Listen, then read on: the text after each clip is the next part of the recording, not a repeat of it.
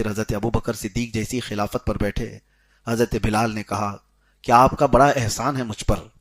آپ کا بڑا احسان ہے، آپ نے مجھے آزاد کروایا، اگر آپ آزاد کرنے کے بدلے مجھے کچھ بھی حکم دیں تو میں تو مانوں گا، لیکن اگر آپ نے اللہ اس کے رسول کی رضا کے لیے مجھے آزاد کرایا تو مجھے اب تنہا جینے کا اختیار دیا جائے، مجھے اذان دینے پر مجبور نہ کیا جائے۔ تو آپ کو آزاد رکھا گیا کہ آپ کی جیسی مرضی۔ پھر وہ وقت آیا کہ آپ مدینہ طیبہ سے نکل کر کے جا رہے تھے، یہ کہتے ہوئے کہ مجھے جہاد میں بھیجا جائے کہ رسول اللہ صلی اللہ علیہ وسلم کے بعد زندگی جینے کا کوئی مزہ نہیں ہے، میں شہید ہونا چاہتا ہوں، ملک شام مجھے بھیجا جائے۔ تو حضرت ابو بکر نے ان سے کہا تھا کہ اے بلال، میری عمر کا آخری حصہ ہے، میں چاہتا ہوں کہ جیسے رسول اللہ کے قریب تم رہے، تمہیں دیکھ کر کے مجھے میرے مصطفیٰ کی یاد آتی ہے، تم میرے ارد گرد رہو۔ تو حضرت ابو بکر کی بات پر وہ اتنے دن تک رہے، اور اس کے بعد جیسی حضرت عمر بیٹھے، ان سے کہا مجھے ملک شام بھیج دیا جائے۔ ملک شام ان کو بھیج دیا گیا، کیونکہ وہ حضرت عمر بھی وہی بات کر رہے تھے جو حضرت ابو بکر کہہ رہے تھے کہ بلال۔ اچھا یہ بات بھی میں آپ کو بتاؤں کہ حضرت عمر کا معمول یہ تھا، ایک بار ابو سفیان سردار مکہ ہے، یہ لوگ ملنے کے لیے آئے حضرت عمر فاروق کے پاس، اسی وقت حضرت بلال، حضرت مقداد، حضرت صہیب یہ لوگ بھی آئے ہیں، اور اس وقت جب وہ بڑے رئیس آئے اور ادھر غلام زادے آئے، حضرت عمر نے کہا پہلے بلال کو بلاؤ، امیر المومنین پہلے ان کو بلاؤ۔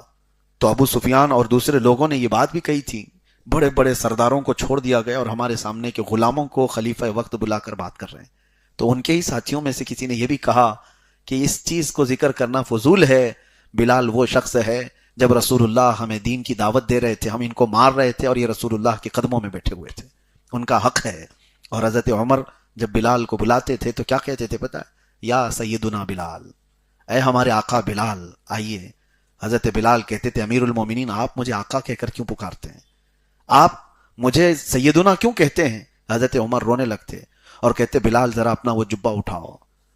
تاکہ میں وہ دیکھوں جو پیٹھ پر تمہارے زخم ہیں رسول اللہ کی محبت میں لیے ہوئے، میں ان کو بوسہ دوں، یہی میری زندگی کی بڑی قسمت کی بات ہے۔ حضرت بلال کی اتنی تعظیم کرتے تھے۔ حضرت عمر فاروق رضی اللہ تعالیٰ کبھی حضرت ابو بکر صدیق کی بھی تعریف کرتے تو یوں کہتے،